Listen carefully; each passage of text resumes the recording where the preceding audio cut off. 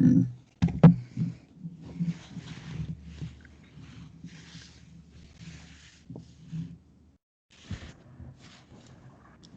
everyone, and welcome to Performance Anxiety's 27th online reading event. This is a launch reading for Ornithopter Press's Year of New Titles, plus so much more. My name is Tamas Snarsky, and I'm so excited to be with you this evening, emceeing, but also counting myself among the stellar group of readers we have for you tonight. In case you haven't listened in before, Performance Anxiety is an online reading series hosted via Skype, kind of a dinosaur in the Zoom age, but we've gotten used to it. And it's usually on the third Thursday of every month at 9 p.m. Eastern, 8 p.m. Central. At each of our events, we usually feature as many as 10 readers who each have about 5 or 6 minutes to share a selection of their writing. Having all these slots every month means we're always looking for folks who would be interested in reading. So if you are or know a poet or writer who'd be interested in sharing their work at a future event, please get in touch with us. We're really excited about our next few readings. We'll be celebrating some excellent new releases in June, including Amarak Huey's new book, Dad Jokes from Late in the Patriarchy. Jason B. Crawford, Jake Byrne, a few other great poets have agreed to be there, among some other stuff. And in July, we're planning another UK poets reading, since the one that we had from last month was such a rousing success. And it was nice. It was in the early afternoon for us, so I got spoiled. If anything I've said so far strikes your fancy, please reach out via the Performance Anxiety Twitter account. That's at Performance ANXT, all one word. Or you can DM us directly. I'm at Tom Snarsky on Twitter and Instagram, TOMSNARSKY. Or you can email me, same spelling, tomsnarsky@gmail.com. You can also get in touch with Kristin Garth, who's Performance Anxiety's other co-organizer, founding, had the very idea for this series. And I'm also very excited to introduce her as our first reader of the evening. So Kristin Garth, who's reading first, is a Pushcart Riesling-nominated sonneteer and a Best of the Net 2020 finalist. Her sonnets have stocked journals like Glass, Yes, 521, Luna Luna, and more. She is the author of 20 books of poetry, including Candy Cigarette Woman Child Noir from Hedgehog Poetry Press, Flutter Southern Gothic Fever Dream from Twisted Press, and Gurlarium from Famadan Journal. She is the founder of Pink Plastic House, a tiny journal, and, as I said, the co-founder of Performance Anxiety, this very online poetry reading series. Kristin, I'm very glad to have you back. Take it away, and I'm just going to set up the screen share so you can read your poem this along with you. Okay. I'm going to read the first poem is going to come from my new book, Gurlarium, which is about a girl who developed skills as a teenager, and I wrote it during the election, and it has a lot of anti-Trump things in it because I was just worried. This book was like therapy for me to write about, but because she's being pursued by the government because of her special, new gift that she has of gills, and she doesn't want to have to serve, the orange president.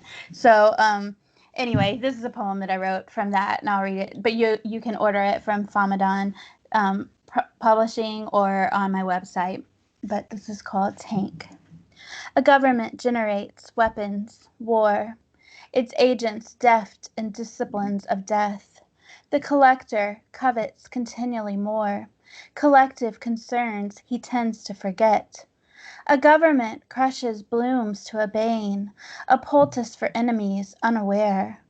Dainty deceptions deliver most pain. When your petals perish, they've pruned despair. The collector expects creatures to breed in harmony with their biology. Once safe survival a species' next need, tanks compress a creature's psychology.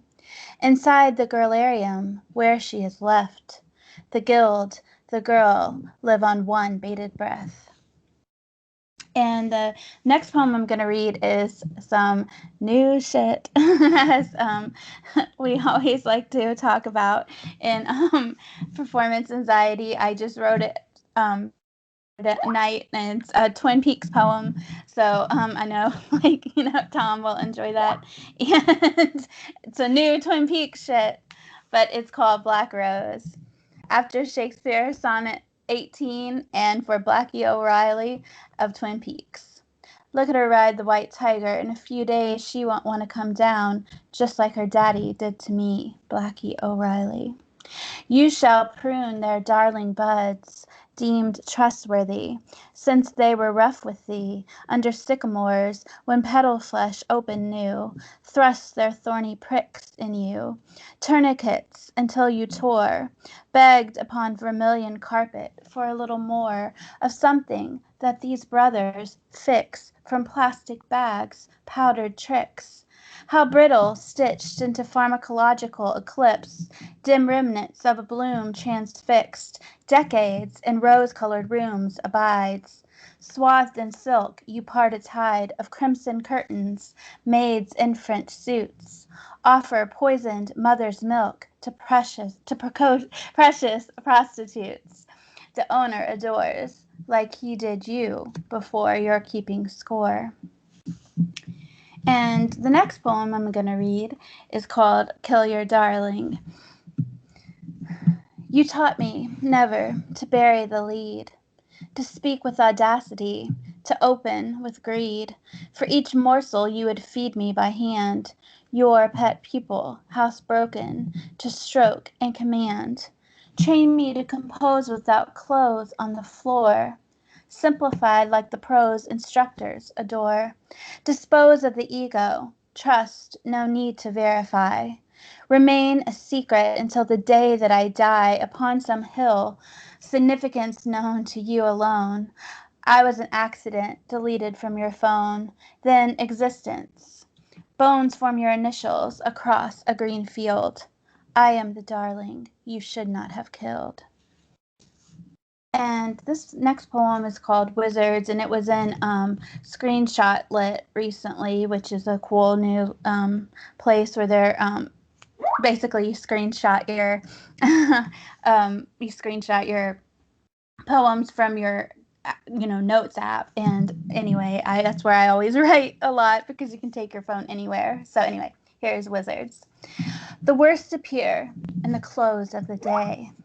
A graphic tee from Hot Topic, some snark that tender heart bear would only say, to us older, but still clinging in the dark to rainbow bears. Their Pharisarium sparks dilate our pupils, focus our gaze towards their peppermint eyes, torpid tongues, indica malaise. Hide inside a haze of perpetual smoke, giggle like kids when it makes us choke, stoke paper flames in lewd card games, unwrapping us wicked and slick. Avoid our circling forms, refrain from clasped hand triptychs, parchment chain dolls, cut us from our covens in shopping malls. And the last poem I'm going to read today is from this book that a friend of mine has actually started to press, and I'm going to be her first book that she's going to she's going to publish, and it's her press is called Sweet Tooth Storybooks, and this book is called Crow Carriage, and it's a Victorian horror novel about a doctor who's conducting an evil experiment on young girls as his subjects in Victorian England in a little village. And anyway, there's this poem that I'm going to read, though, is about a backstory of how this young girl who ends up having kind of a relationship with this doctor, not as a subject, she comes from a very bad home. And this is a story of her father and how she ends up being an orphan. Whole. Labored a summer, digging a pond, begun in better times before fortune absconds, with family, lush-bladed lawn a season ago. You dug a hole when you didn't know the sounds it would harbor, abandon, despair. No water, ill wish, just cascading red hair of a neighbor you never noticed before. You dug this hole and forgot what it was for. You tore down fences, hedges, all boundaries. Swear you bear no blame, hostilities toward the howler who fell. You weren't even there. Trespassed your yard, pit of despair. Not hard to tell yourself didn't want this at all. You dug a hole, she decided to fall. And thank you.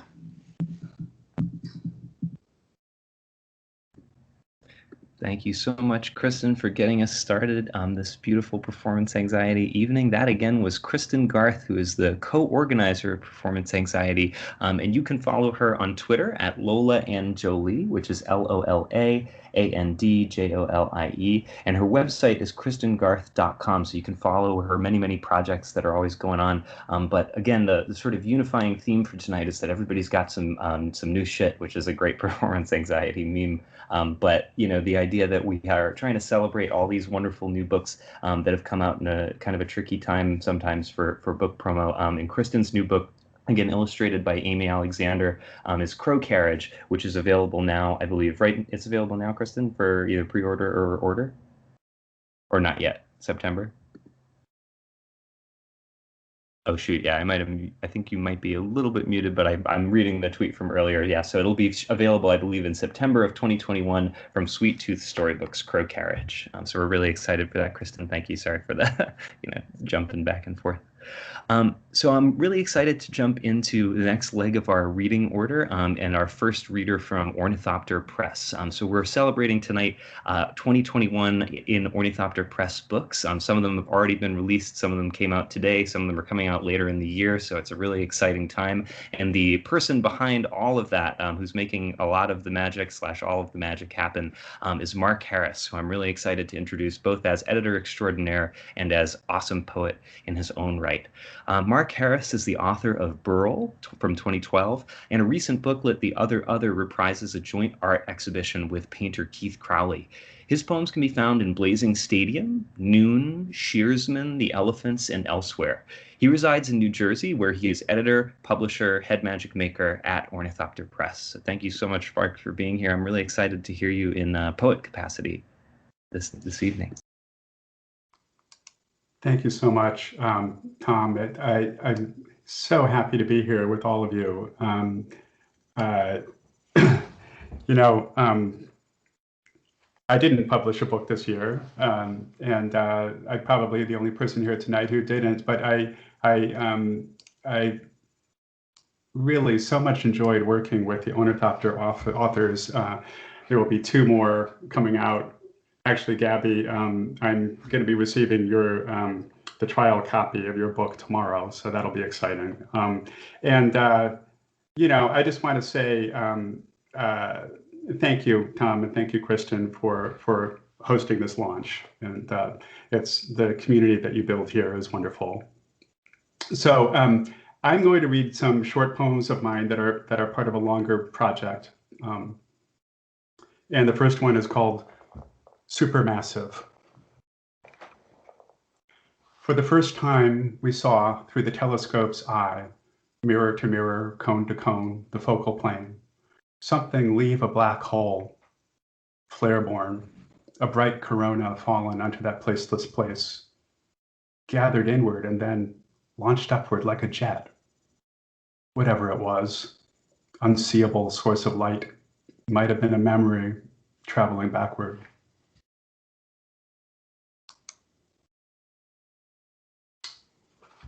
Recollection. This is in the Japanese tanka form.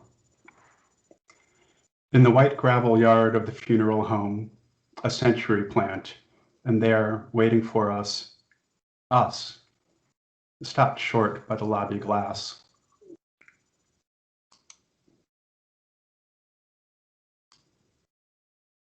Movement study, Taylor Street.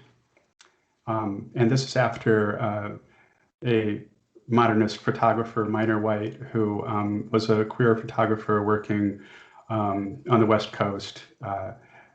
He was sort of a proto-hippie, and I worked with his archive for many years. A figure flying one heel high across an open stair, headlong, slipknot, air, aperture, lapsed sunlight folded into shadow, leaf, manifestation, endless leap, all living blur, illegible. The gangway threshold, a turn.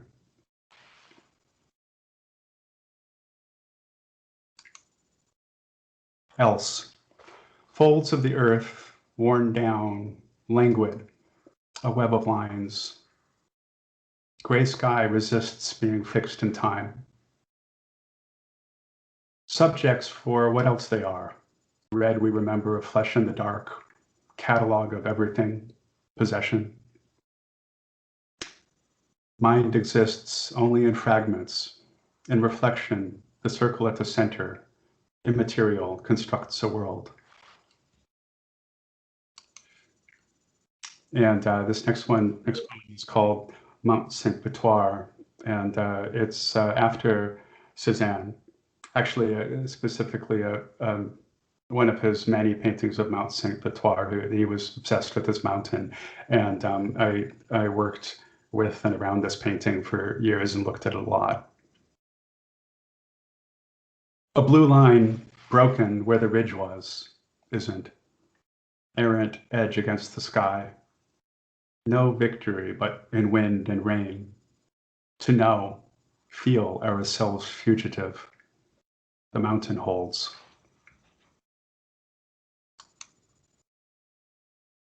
Premonition. This is again, it's kind of playing with the tanka, Japanese tanka form. Premonition. On the stoop of a foreclosed home, a cigarette turns to ash. In a moment, it will all collapse.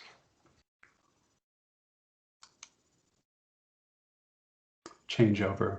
So Changeover is the last poem I'm going to read, and it's for Garrett, who is somebody I worked with. It seems like just yesterday, but that's actually was a long time ago. Changeover. The objects are gone from the display, lined with blue-green silk, faded nearly to gray. Silhouettes left by their long exposure, vivid as fresh-dyed cloth. I remember the man who placed the things that shaped these shadows, his hands, now quiet, trembling with care. Thank you. Thank you so much, Mark. It has been awesome. I've been emailing Mark for what seems like a million years, and emails are prose, but poetry is forever. So that was a really awesome thing to get to see and hear that beautiful work that you share with us. That, again, was Mark Harris, who, as the editor and publisher of Ornithopter Press, you can find on Twitter at Ornithopter Poem, all one word, and on Instagram at Ornithopter Press, ORNITHOPTER Press. And Mark wants to let you know that you can go to ornithopterpress.com to check out the all of the beautiful stuff that Ornithopter has published before, all the beautiful books that are out, including Tamas Panitz's, who we'll hear a little bit from in a moment. And then Light Up Swan just came out today, which is really exciting. So we'll talk more about that later. But the segue feels really apt because the one Ornithopter Press book that was released before today for this year was Tamas Panitz's Toad Sanctuary. And Tamas Panitz unfortunately can't be with us tonight live because of internet stability concerns, but he was kind enough to share a wonderful recording of his work from this wonderful new book that we will play back in the Skype call momentarily. And by way of introduction, I'd like to let you know that Tamas Panitz is the author of several poetry books and chapbooks, including Toad Sanctuary from Ornithopter Press in 2021, as well as The House of the Devil from Lunar Chandelier Collective in 2020. He's a founding editor of the online journal Blazing Stadium, where you can also read some of Mark's work. And Tamas Panitz is also a painter whose paintings and stray poems can be found on Instagram at Tamas Panitz, TAMASPANITZ. So thank you for bearing with me for one quick second while I get Tamas's recording up and ready to go, and I'm excited to hear these poems. Here we go.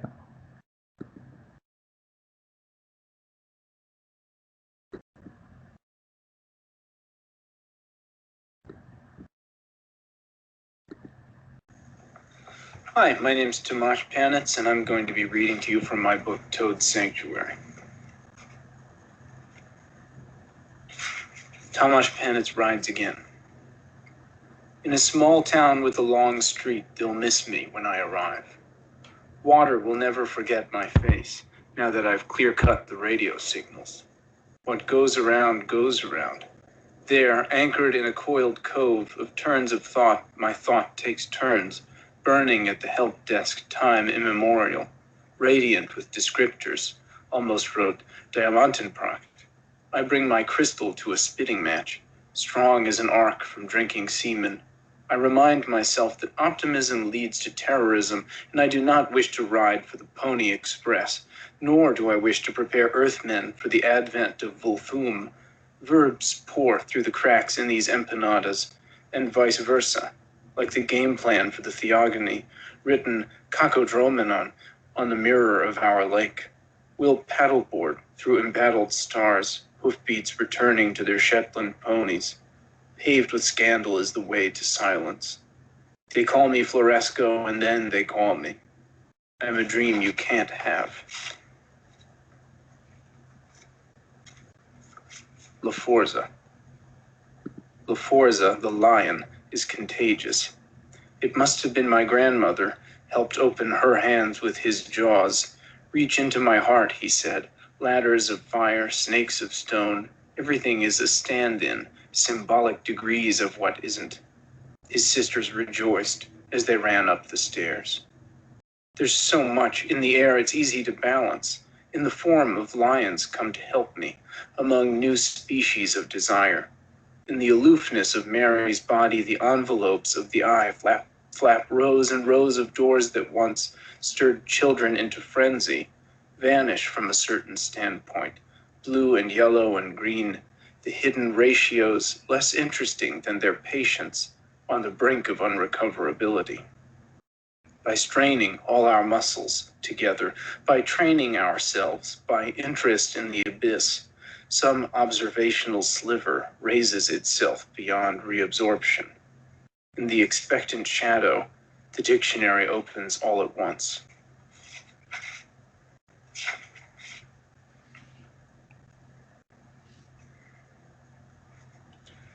She slid easily out from my mind. Do you know the landmarks here? She asked. My hands slipped through each other as they grappled in convergent streams. I knew I possessed another's secret body. The white crests and the gallant green of the waves split into two streams and stalked back up Olympus. Hard to remember which one comes first, she said. I counted the trees until I got lost. She hung singing chips of glass across my chest and told me what her mistress looked like bathing here to spoil my memory. A liquid gem that pulsed through the air. I have no memory for minerals, I said. Her outlines faded into the pulse in which I suspected myself of ulterior motives. I was Fats Waller again, and I started to swim down the Hudson.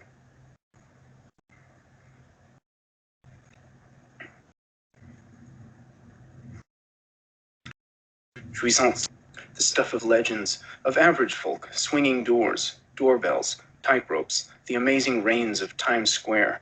What will excite connection, syntax enter, and the children of flame, the whales of Maldoror, hither and thither, sharks fly through the rain. Avenue. Push forward with satanic influence and hatred of progress. Ben Franklin at last. Philadelphia must burn.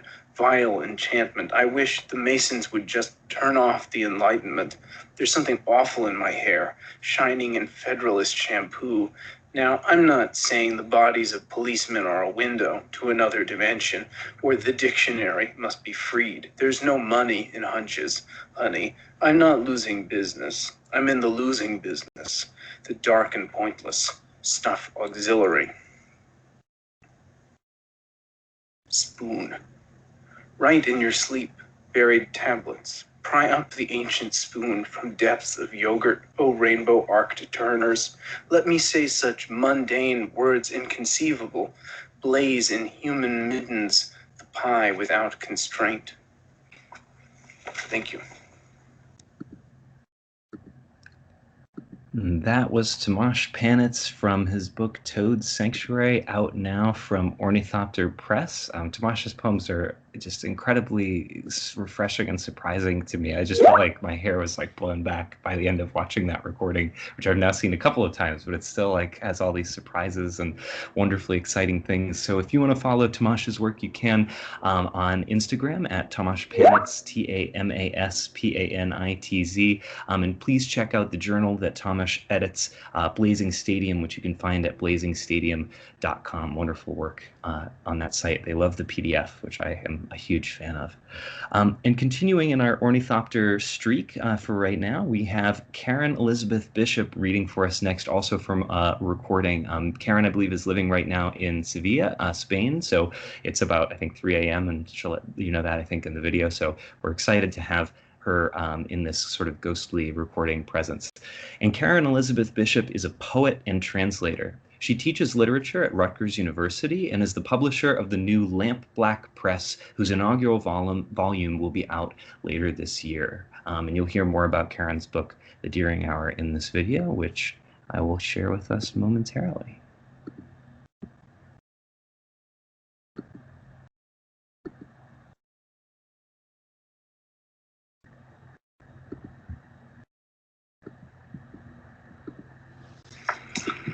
Hi, everyone. I'm Karen.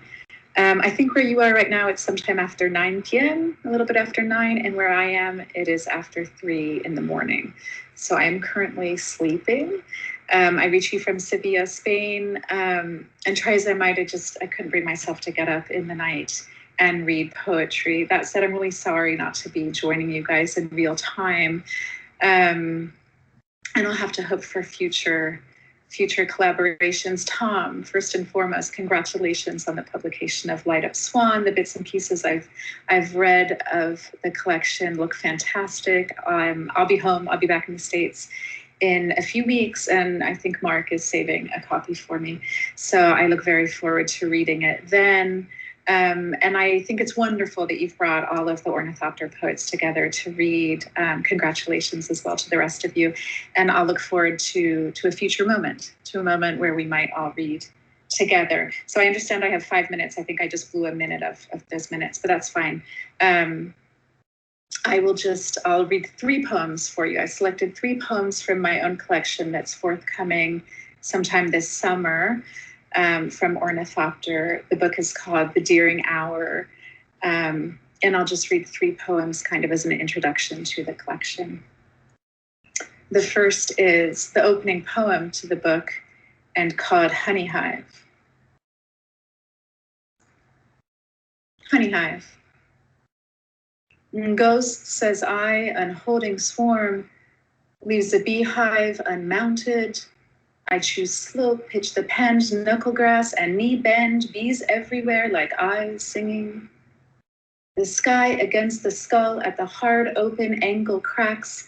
Yes is blind now, the hum a blood thinner, the sun a box cutter. It shuts down by silver hinge, thin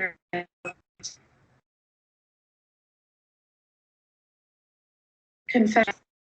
Mouth until water racked the sweet sack stick, reduced to God's eyes opening. I dilute you, you reduce me. We build walls impenetrable that come undone in the hand, at the flame, on beating tongue. We consume what will not hold, word-like and storied. That's the opening poem. The next one I'll read is called Red, which comes not too far after that one. Red is a poem about skin and forests and storms. And if it wants to imagine the space that the human takes up in the forest, the poem also wants to imagine that the forest takes up a certain space in the human, inhabits the human as well as we inhabit it. Red. Red, I exhibit red like a sea change, flight unburied, a fiction of grammar unfurled like moss meal on the skin. I read the storm's paths on my arms, a bright flesh map of howling, bending, resistance from within, tall winds no one hears, whistles that weave shrouds upon rock and waves of tumult, raw uprooting and forest scars that make welts on the back, lacerations that measure time and mark the route of the buried river. Tomorrow is a proposition, not a promise. What difference could be greater? Algebra does not meet the sea head on. You will not last. The gesture that says, here I am stone, here I am root, is a bird whose feathers turns to back. Doubting has an end. The certainty of flesh wears us out from within. The last withholding, the spine, the neck, the bird's sternum that holds back the call, Q, Q, Q, until madness sets in before the mirror, beak to beak, breast to breast. Your shining example, a foil and a tongue. We rage against what we are not confessed.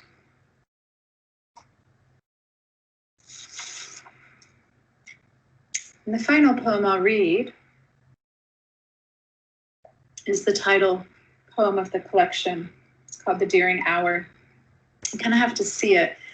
It makes a band. On the page, and that visual is actually important, but you'll see it soon. Thanks, Tamas. The Deering Hour.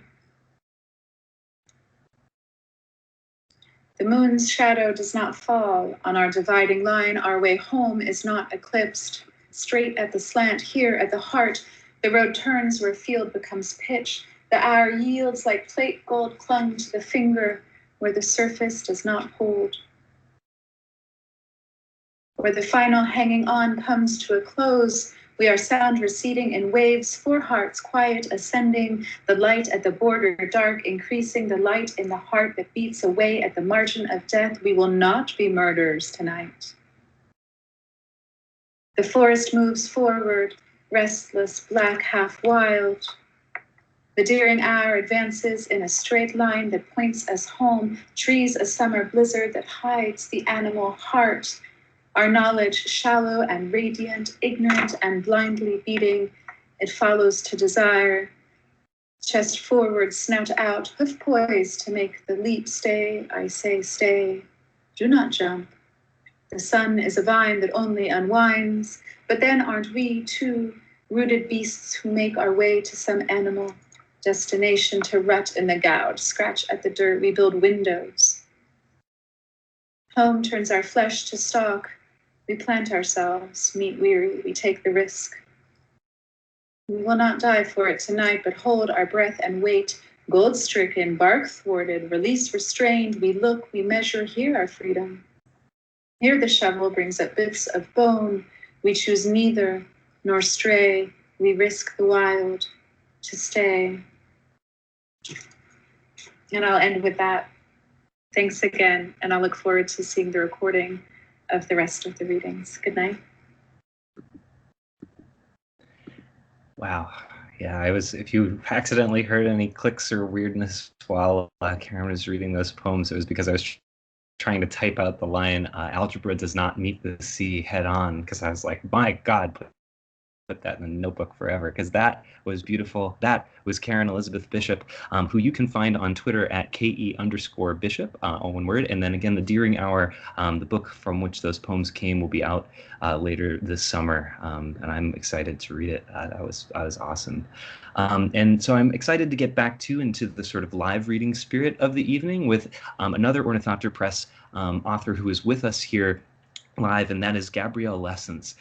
Gabrielle Lessans is an experimental poet whose writing orients toward the hearth where deep play and healing most intersect.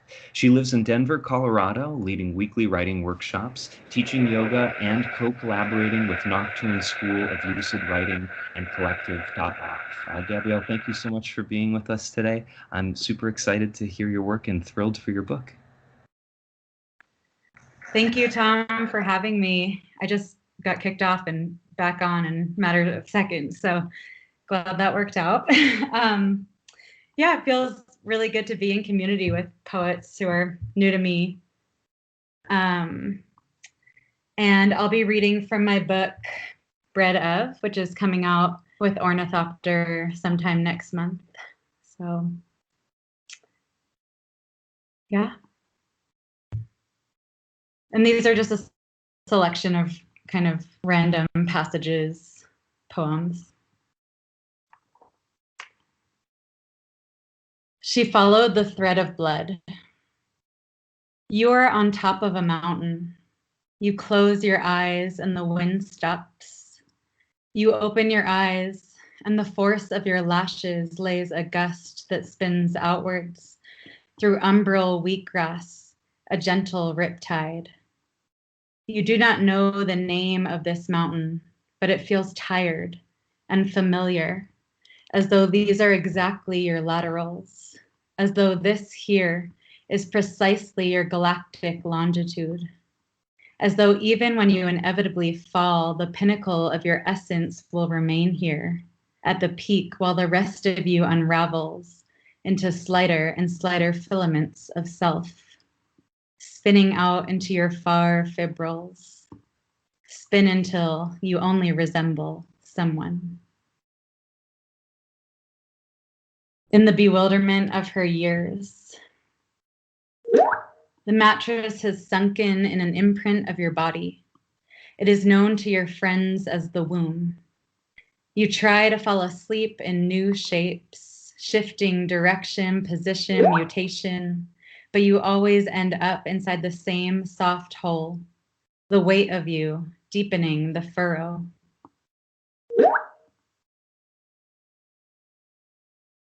And the hollow figure broke to pieces on the floor. Sometimes, late at night, you can feel a terrific movement in your underbelly. A radiance swells and swells and swells and swells. You cannot hold you like this. How is anyone supposed to hold you like this? It keeps you like this, awake, away from sleep. You think, if I could just, you think, just jab some holes, you think, so it can bleed, you think, and leave. You get out the tweezers while your roommate dreams. You dig and dig and dig and dig until you recognize a round grief. It is gowned in red and hiding an ingrown nothingness. You wash the tweezers, set them down on the counter, turn the bathroom light off. The nothing leaves. Finally, you say, and fall asleep.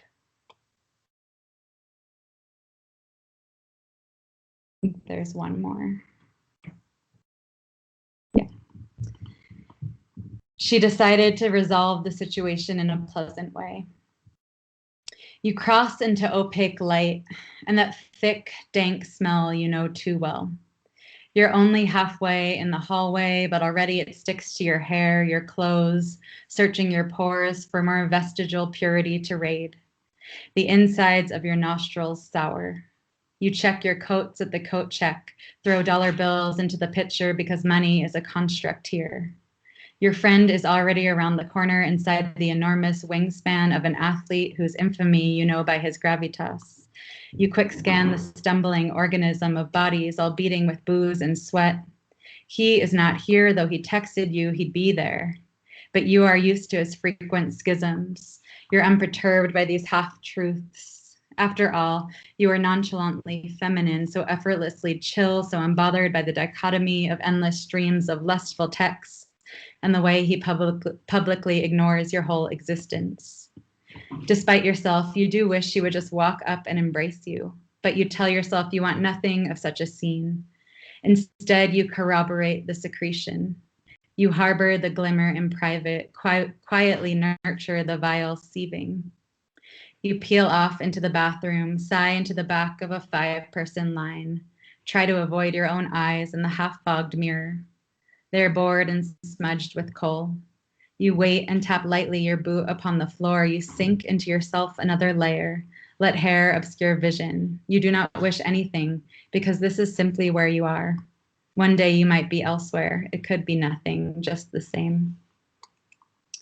Thank you. Thank you so much, Gabrielle, for those amazing, amazing poems. That was Gabrielle Lessans, whose book is coming from Ornithopter. I believe it's called Bread of. Do I have the title right? Awesome, amazing. It sounds so cool. I feel like I'm just like collecting these beautiful lines, like the round grief gowned in red, and I'm like, it's just, yeah, I'm like the sound of everything is right and just at this moment. And again, Gabrielle's work you can find on Twitter as well. So you can find her on Twitter at Smallnesses, which is SMALLNESSES. And keep an eye out for Bread of coming out with Ornithopter Press very soon. So I'm excited to continue our set of readers tonight with celebrating sort of that knife's edge of poet and editor that is extremely important. And the next reader is someone who I admire deeply as a poet, but also who I've had the privilege of working with as an editor, and who does amazing work in that capacity as well. And that is Ashley Evans. Or Ashley Elizabeth. Excuse me, sorry, Ashley. Ashley Elizabeth is a writing consultant, teacher, and poet. Her works have appeared in Swim, The Hellbore, and Lucky Jefferson, among others. Her chapbook, You're Supposed to Be a Friend, is available from Nightingale and Sparrow. Ashley lives in Baltimore, Maryland with her partner and their cats. Asparagus is wishing you his best, sleeping on the couch daybed behind me. And thanks, Ashley, for being here. I'm so excited to hear your work. Baltimore represent. Thank you. Hi, everybody. It's so nice to be here. And thank you, Tom, for inviting me. I really appreciate it. I love being in this space. It makes my heart so happy. So yeah. So I'll be reading I think about 4 or 5 pieces tonight. And so I'll go ahead and jump into it. So the first poem is called Today. The ancestors do not know me, except for when they see my anger. And they are there and willing to come to life and fuel my anger with their tears, with their frustration, with knowing things have not changed from when they killed niggas for being niggas and bred more niggas with nigga women just to get more stock. Today, nigga women die as easily as nigga men, just different. We, nigga women, still not safe. I talk to the ancestors a lot, and I've been doing a lot of familiar research, and so that poem kind of stems from that. And everything I'm reading today is new in that it was written either the last week of 2020 or in 2021. So yeah, a whole bunch of new shit. No, and this next poem is my favorite poem. If you do not know, a chicken box is 4 fried wings and Western fries. It's the best thing ever. It's a very Baltimore thing. So chicken box with salt, pepper, hot sauce, a word, followed by a please and ketchup on the fries. And I get my family back in the moment. I wade through Lexington Market looking at everything, but only buying from Parks, an Old Faithful, a tradition I hope to keep if I have children. But it is only a moment. I've moved out. Mom has moved on. Dad is alone. Grandmother doesn't need Faley's fish anymore because she's no longer on the way home. And the market is being rebuilt and gentrified. But I get to bite into crisp skin, tear things apart with bare hands, and moan, indulge in the salty, sticky sweet, devour something, and mean it. And this next poem is also a very fun poem. I'm literally obsessed with America's Next Top Model and Tyra Banks. So I wrote this poem about a time that Tyra Banks liked my tweet, and I was so happy. So Tyra Banks likes my tweet, and I return to being sweet 16 and stomping down the hallway, imagine runway, and my tallest, skinniest heels as America's Next Top Model plays in the background. I pose and smize and tilt my chin and learn my angles and smile and find my light and flirt with the imagined male model next to me and smirk and pose and make it believable and make love to the camera. And my body is all mine now, how it always could have been. And I'm proud of the progress, somehow not minding the work it takes to achieve, to be on top. Even though I don't think I'll ever be a top model, I'm inches too short and way too wide and too old now and have way too much hair. But it is nice to dream I am handed a picture of my future by the woman who makes dreams come true with a tie over in time. To be told I am worthy, beautiful, stunning, and look, am fierce in person and a photo someone else takes of me, and believe it. So this last poem I'm gonna read is like kind of the core of my work. There's just it's so disheartening sometimes seeing other Black people get murdered, and their killers either get off or don't get, a decent amount of time, or justice is just not served. And this poem in particular actually comes from a different shooting where the officer said, oh, he was just having a bad day, and that's why he murdered all these people. So this poem is kind of in a response to that. So, it was a bad day. So I pout as I load the dishwasher, order food so I don't have to cook, scream into a pillow, mute my computer to scream at the brick wall behind me, dance to my favorite song over and over and over again, and I still don't kill anyone. I don't have the right skin for my screw-ups to be brushed under the rug, given benefit of the doubt, to be innocent until proven guilty.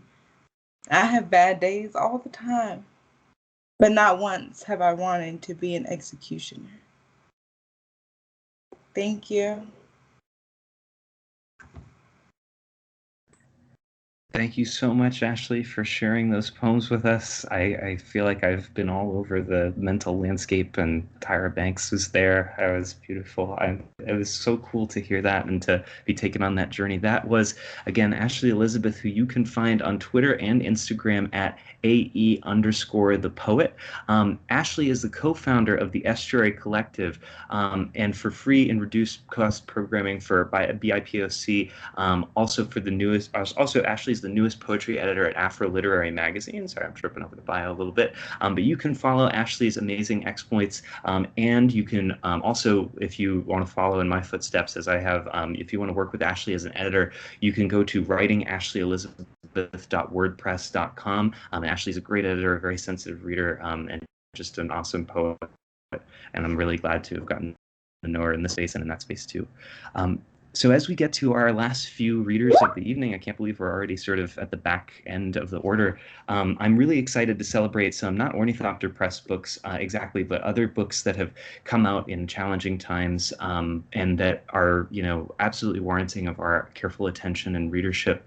And I'm really excited to introduce this next poet who, and Dada Express got in touch with us about Stanford reading with us, and it was really exciting to get to come to know his work for that way, and to get another piece of Toronto representation on performance anxiety. We love Toronto. So Stanford Cheung, who's joining us now, is a poet and musician from Toronto. He's the author of the collection Structures from the Still from Akinoga in 2018. Among his collaborative books include We Could Be Anything from Crevice in 2019, Comfort of Malice from Inspiritus in 2018, and Any Seam or Needlework from the Operating System in 2016. His poetry appears in anthologies and magazines such as the Tokyo Poetry Journal, Pneumatic Journal, Otoliths, Center for Contemporary Art Kikyushu, Rice Paper, and elsewhere. So thank you, Stanford, for being here. I'm really excited to hear, hopefully from Demonstrator and from other awesome stuff. Hi, everyone. Great to be here. and this is Demonstrator. And there's two versions of Demonstrator. We have a light version and a dark version, and the book reads from right to left. It's heavily influenced during my time in Fukuoka, and I often thought about the idea of a city being an installation art, how we interact with the people as an art form, both kinetically, sonically, so in many aspects of that. And I'll be sharing 3 of my poems. So the first one is Salvage. This poem, great memories, reading it at Shibuya crossing. Very nice. Okay. Salvage. You're thinking about jumping rooftops. You think about the news. So you think everyone will be waiting. Fissure midnight and hopeful todays. The cameraman weeps alone. I wear a moon to escape the frost. Mother Mercy is quiet today. Not knowing requires penalties. I mean, the endless pixel wars cast, the gust of sirens, the way you think God is. Poets are disappearing, and there is no way out. Poets are devoid but dreamt, so neither endless, but absence despises poets too. By that, I mean the endless gush of sirens once swept this very shore, or take the form of news, endless gushing seas once swept. Hope, my little Scorpio, a tale of 2 cardinals scavenge the obscure driveways. Outside, do we call them cities? In blankets, I called them wars. Pity the homeless that chorales permit. Known better, and all vacancies hurt like this, like that, like this and that, like running the red lights wild. Damsel apples pull their roots inside the language that forges distance between forgetting, then forgotten. How could distance have their hungers? The fact the moon believes in my words means a story repeated on earth. Meanwhile, my coffee steamer sings. All the while, I'm silent. The fact you don't listen shortens my memory. Among now spills its resistance. Among seas, holler rustles sewn apart, which spills some hope. Among fuselages broiled, the air outside is vast and wide. I never learned enough.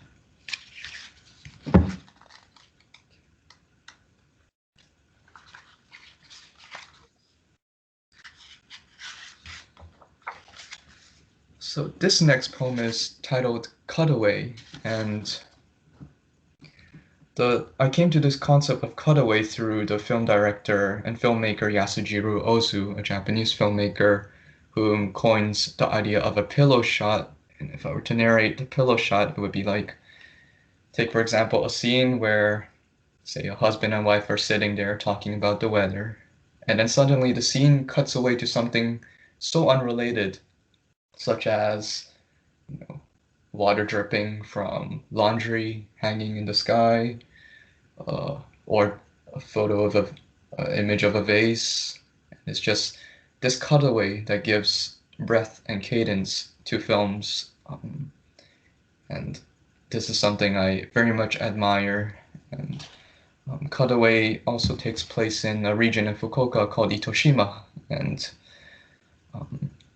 very nature-oriented, and I tried to capture this through its disparate images and cutaways.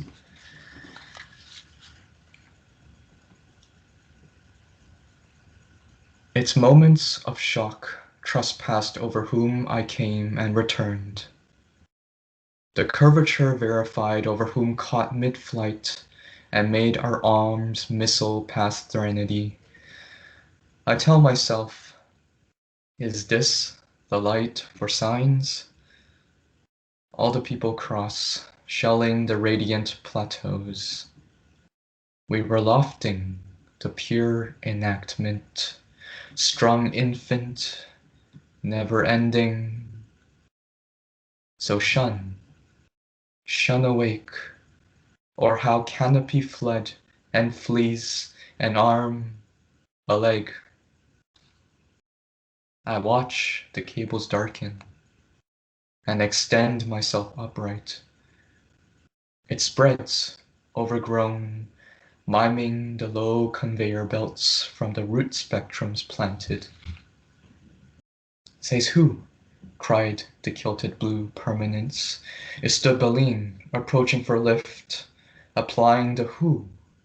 The fisted kite, burnt on flint, hung for if there was the sound of a nod, a forward palm pressed. That she fancies city for city enough to make the world shiver, and the fancies pruned over beams, that she climbs to well angels like vegetation, it is enough for passion's shivers of magnitude, while summer dreams between pages. In an elevator, a girl digs herself a land where she looks deep into, after a long time, still a long while, after the radius set loose running, after for whom and whom left a little long while. Over empathies we topple each other, our lungs on what thickens a gift, tidied on faces shimmering summers ago. We are not moved by sighs, entering a city such as entering whole grows to be holy. Outside, even a city finds their sanctions. Outside, the cars drive listless. Outside, the snows cradle whitely, shaking alive what could have been dead and may as be the last curb flipped on its belly side. The rocks of fists fenced over currencies blistered over a crack in teeth. Over breakfast, the kestrels chased their tails across the city. It lingered with the smell of bells. When you perch, the sun asks, is one free when one frees themselves? And strips the gauze from a gaze. Not what hangs or longs most is the lost roof set free from giving. Futamigara, and here the sky we all claim to eat. All right, final poem. It's a short one. It's titled Kongjian, or Kukan in Japanese, which is void, pause, emptiness, and think of like an empty Japanese garden or something very empty where you extract your imagination not through emptiness alone, but through yourself. Solicitations of the self and making meaning out of emptiness or a void. The sound of transmission towers that kiss the air. Mania in the sky to twirl the Polaroid ashore. How feeble in love, or long a wave and the wave back more tidy than mutual. All left in us, all the city that loved us further, if only beating in excess. Thank you. Wow, thank you so much, Stanford, and thank you for bringing Ozu into performance anxiety space. That is a first and a very welcome first. That was awesome, and that again was Stanford Cheung reading from Demonstrator, out now from Andata Express. So you can find that book on andataexpress.square.site. Where you can Google Stanford Cheung, Demonstrator, and you'll find it. Also, if you want to find out more of Stanford's work, some of the other books and some of the other stuff going on, please go to stanfordcheung.com, stanfordcheung.com. That was awesome. I'm still sort of reeling from that, but I'm also very excited. Nothing better when you've been sort of disequilibrated to come back to somebody who's a familiar face, and we're excited to welcome back our next reader, John Leo, who's a performance anxiety alum. And John Leo is the author of The Names of Ancient Wars from Ghost City Press in 2021. His work has appeared in Box Poetry Entropy, 521, and elsewhere. Under the name John Eckerd Leo, he has developed the board games Wolves of Mercia from 2019 and Eat the Rich from 2020. So John, welcome back. Thank you so much for being here, and I'm excited to hear some stuff from the new book. Thanks for having me, Tom, and thanks to all these other readers. You've all been just so magnificent. My reading list just got a whole lot longer for this year. I'm going to be reading from The Names of Ancient Wars, my brand new book. I have two poems for us tonight. The first one is called The Night Before I Leave. We collect behind the back window to watch wolves bloom like the night lilies of our youth. They arrive by midnight to feast on our chickens. Prowlers in monkish procession, the eldest hen screams like a mule, her neck stapled between wolf teeth. Tonight my bones glow with the slow fire. In some vivid inner wilderness, I cage will-o'-the-wisp behind white fangs. The wolves mutter between chicken ribs. A snarl shrugs into dishonest meat. One of them comes as close as the porch, stares through the screen door as if asking, "Do you think you're safe in there? Do you believe a heart can hold what you've been trying to hold? Is that why you're like this, poet? Do you write so you don't need to leave?" The wolf circles our maple like the maple was a martyr, a fading bottle brush tail against bark. When he leaves, he does not look back. The pack vanishes through thicket and thorn. The garden has already begun to untame itself. Potted verbena whispers seditiously about the clay. A fern becomes a fist. I emerge through the door like a pup. I shovel the lattice of bones. They clack and rattle like a dead man's waist-binned razors. I twist two fists around the shovel's shaft. I do not own a shovel. And yet the weight of wood begs to snap like a spine. Even the tools wish they were born with teeth. Moonblood glows in the grass we planted. I buried two hens between lilies. I am trying to be merciful. A wolf cry cracks the canopy. Is it possible all grave diggers hear that call? That every man's jaw begins to glisten at the scent of blood? That he would rather open a neck than observe it? This lacks allegory. It is violence, nothing else. The sound echoes. My love, the wolves are calling. If I return to the house, if I pass back into life bearing the scent of blood, my love, dull my fangs. Trim my tail like a good dog. I am learning to stay. Look how this moon excites my howl.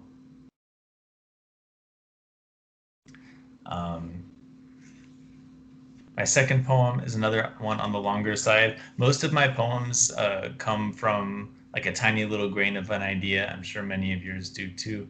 And this was like reading, I was reading about apocryphal parts of the Bible, things that were cut out or edited out at various points. And I learned that there was a part called the Book of Judas, which suggests potentially that Judas was not exactly a betrayer, but actually Jesus's prized disciple, his most important disciple with the most important and heartbreaking of tasks, to betray the person that he loved the most. And I found that very interesting. So many of the images here are drawn from the Syriac infancy gospel and other apocryphal things that were removed from the Bible. It's called the Book of Judas. Dear one, someday when the crows gather like a jury on every branch of the pine, let me forgive myself. Let every piston of my heart fire toward the paradise we imagined together on the road to Jerusalem. Let your silver kiss linger long after Gethsemane, even into the sandy scream of the centurion's whip, even to the glaring iron pounded into the wrists of the prince of this wicker heart. How can I forget the way the soldiers surged through the vineyard, breastplates bronzed in the sun, imperial hands twisting your elbows, spear tips glistening with the conqueror's thirst? The sun was in my eyes. This is why I could not watch them drag you away. The sun was in my eyes, and I loved you.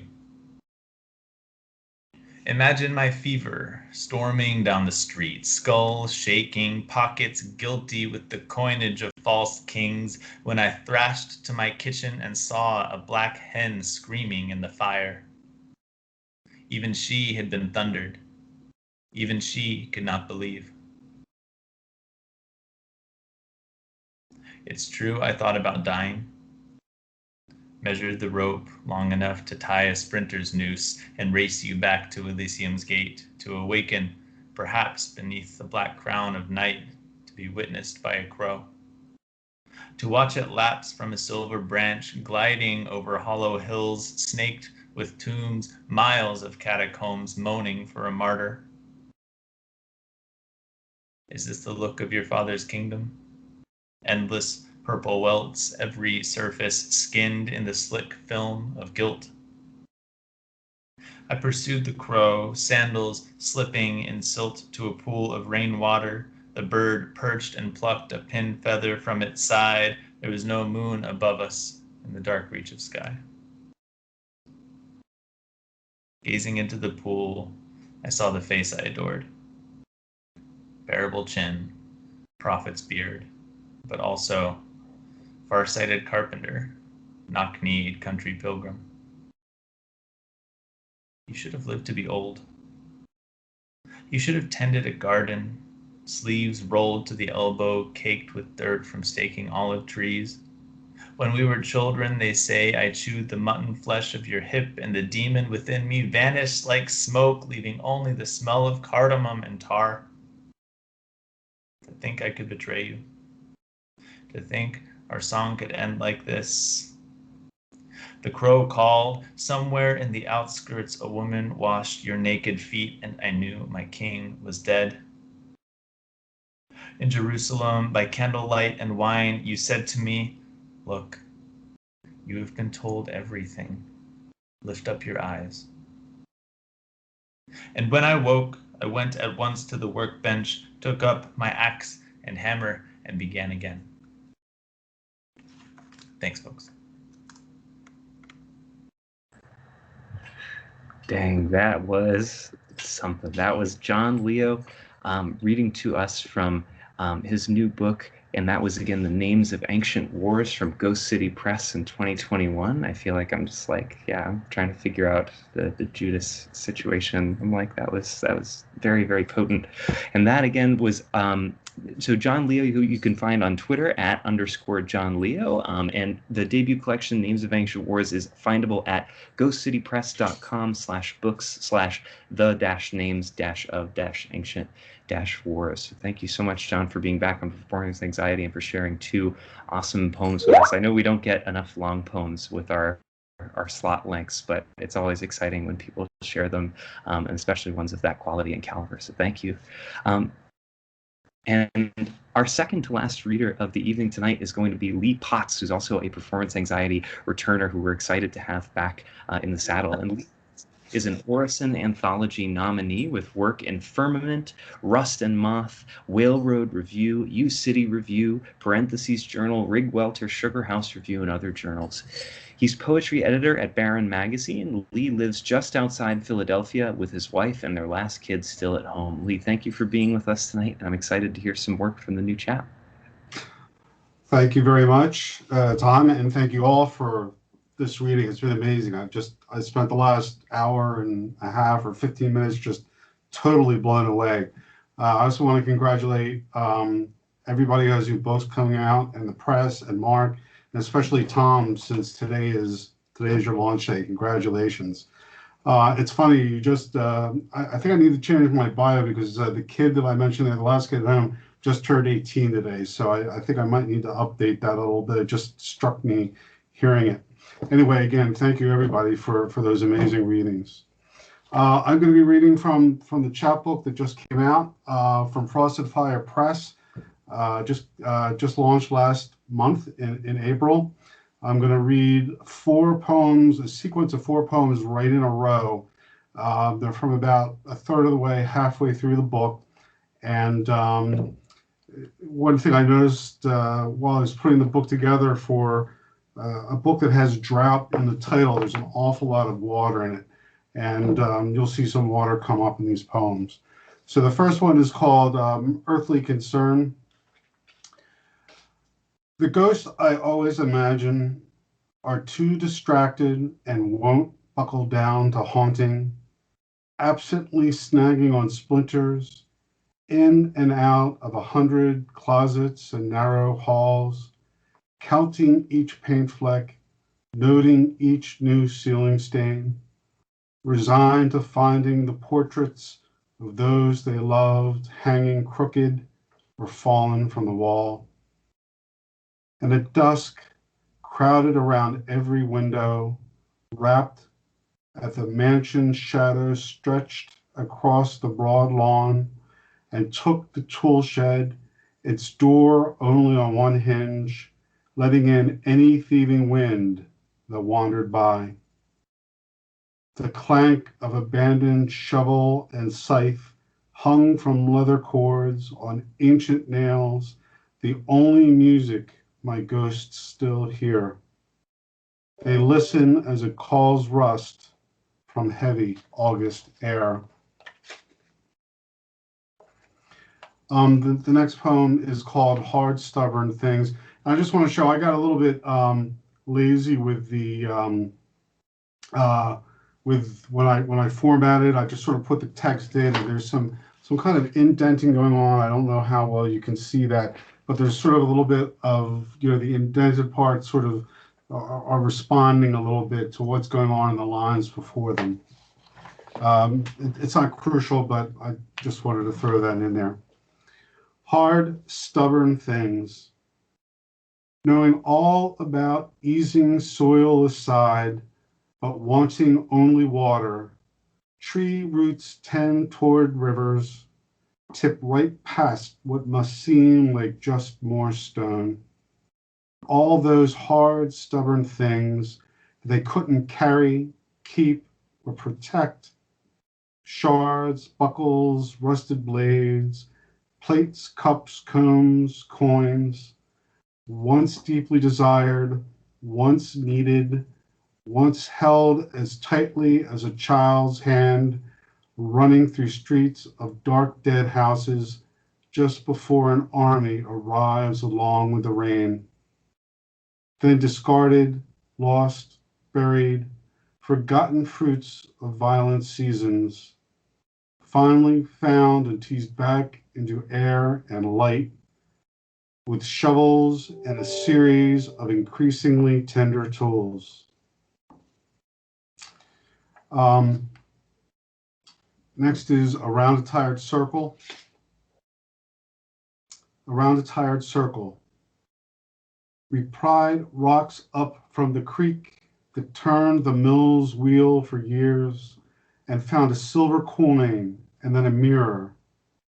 Water ran out its hollow handle and down your hand and arm, ruining your white shirt with rust. In the wet, cracked glass, the new moon was broken and low in the sky behind you. Mayfly larvae curled and fed between the rocks, waiting to surface, to split down their back and to fly away from their last empty shell for a day or two before falling to the ground or back into the water. Coming down the mountain, we took an hour we didn't have to stop at a junk shop. We bought a wood box full of parts pulled from dismantled clocks and watches, cool brass gears and springs, chimes long accustomed to silence. And one more. This is called My List of Simple Lies. These papier-mâché teeth only work because my mouth no longer waters.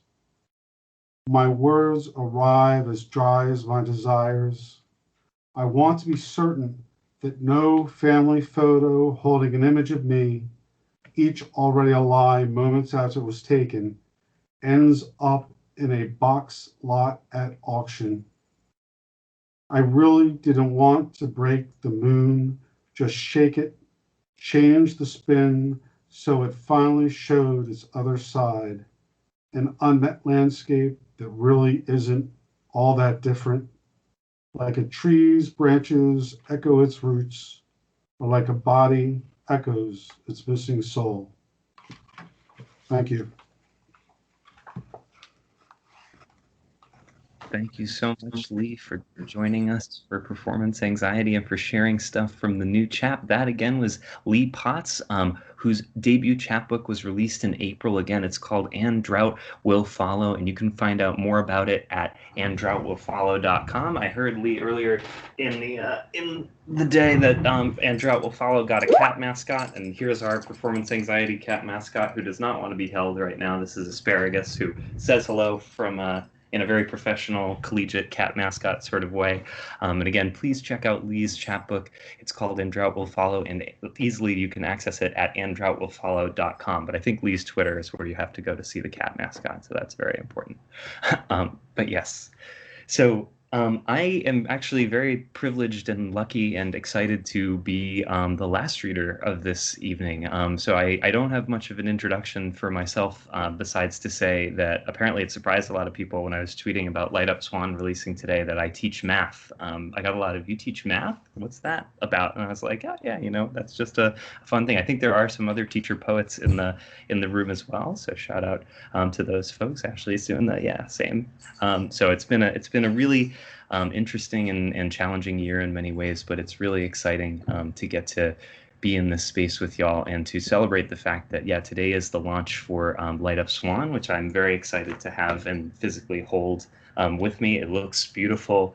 Joe is also on the call, Joe Yanni, who with his partner Jesse took this photo that Mark made this beautiful design over. So I'm so excited to be able to hold it and to share it with you. And I'm going to read a couple of poems from Light Up Swan, where from is sort of loosely understood. And I'll explain, I guess, why that is in a moment. And I'll also sort of cheat. I'll read the first one from the book because I don't have to scroll, but then after that, I'll probably have to scroll on the document. And this first one is a short poem. It is also a cicada summer. We're getting pictures in Virginia where we're moving to of all the cicadas going around. So this poem is called Midnight Poem. The moon buried in its big iron dome. No lurid details like cicadas. Just a night, begging for morning's wings. And I was tweeting stuff earlier about the book. I was like, one of the best things about a book is that you get to put all these short poems in it, which is quite fun. And so that's one of my favorite short poems that comes pretty early on in Light Up Swan. The next one I'm going to cheat and not read from the book because I have the scrolling power, so I'm actually going to read it from this document. This poem was originally published in a small pamphlet called Two Songs, the second song in that pamphlet. And all I'll say about it before I read it is I received one of the best emails of my life related to this poem because John Goff, who is a bagpipe player, found it because he was Googling himself and his track that he made with Merzbow or Masami Akita, and he was like, wow, I didn't know I was in a poem. And I was like, this is the best thing that could possibly happen when you put music in a poem. So that made my day, that day that happened. And this poem is kind of in response to a beautiful track that John made with Masami Akita or Merzbow, the Japanese noise musician. It's called All Partial Evil. Let's be humble and drink water before we read it. I am going to get to listen to the Merzbow John Goff split 7-inch when it gets here Friday, and I'm so excited to add it to the list of stuff that has felt familiar, or maybe I should say hasn't felt like work for my head, just dropping into a groove that's already there as long as you stay on side A. Side B of the Merzbow Goff split is blank, which consists of one track called Untitled, and it sounds a lot more like a band of troubadours than a standard noise track, like when Masami Akita visited the USSR and they, after hearing one night of his music, told him noise wasn't going to play. that he was going to need to use real instruments for his second night's set, which is how we got I'm Proud by Rank of the Workers, his live album recorded in Khabarovsk CCCP on March 23rd and 24th of 1988. And maybe there's at least one baby was conceived as a direct result of one or both those sets. I'll never know, but it's fun to imagine.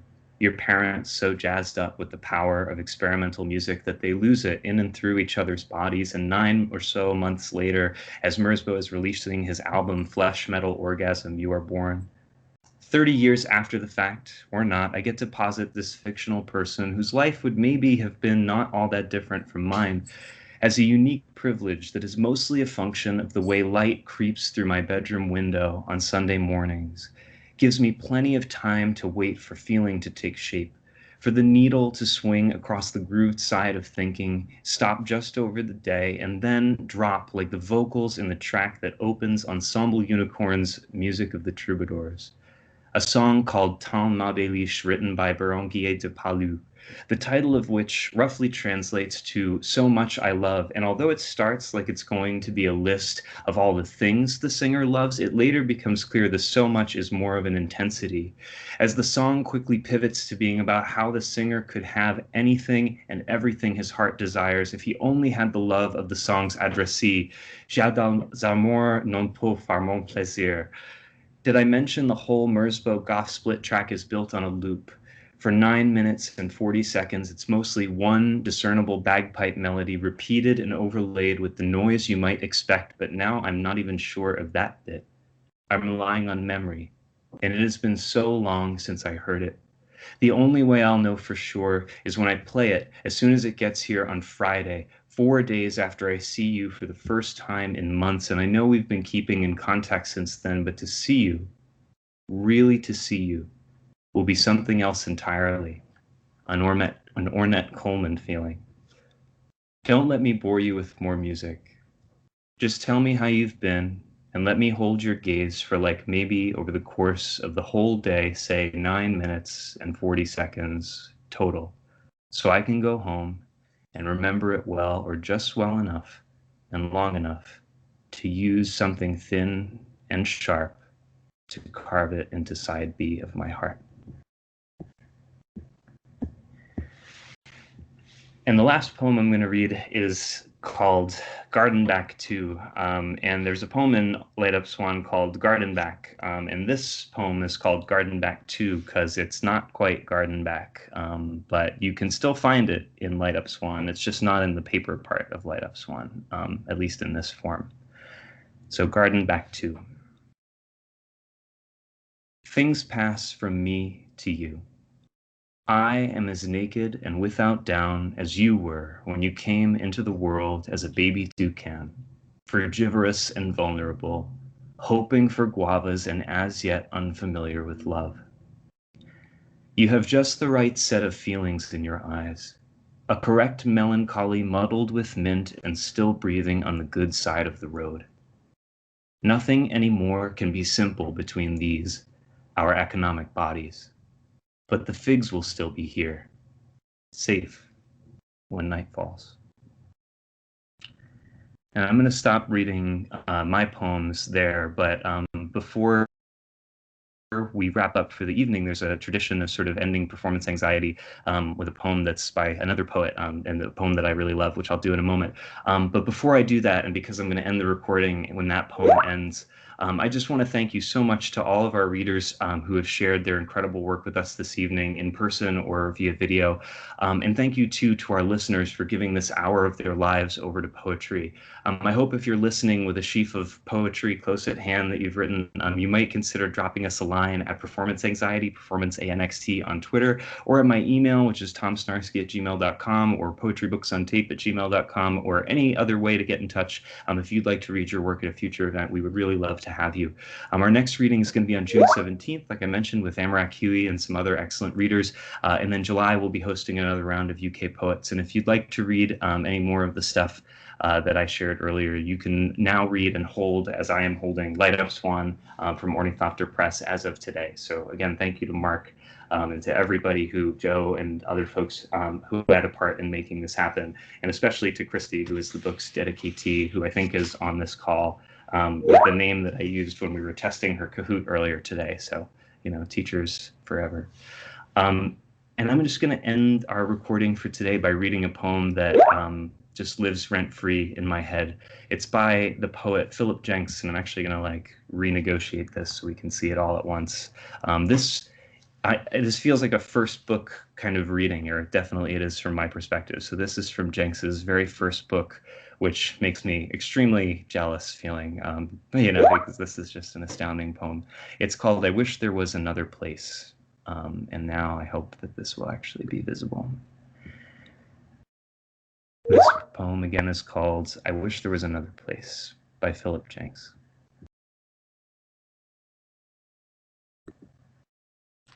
I wish there was another place, but we're descended. No trial could end it, nor any grace. But it is also membered, wild, found traces in his little leopard made of brass given while they were passing through, so hard to tell. Was it a tiger or my invention? I wish there were another garden, a place to go to answer questions. I say it is a tiger, but those who gave it to me are mad or dead. My injunctions never work.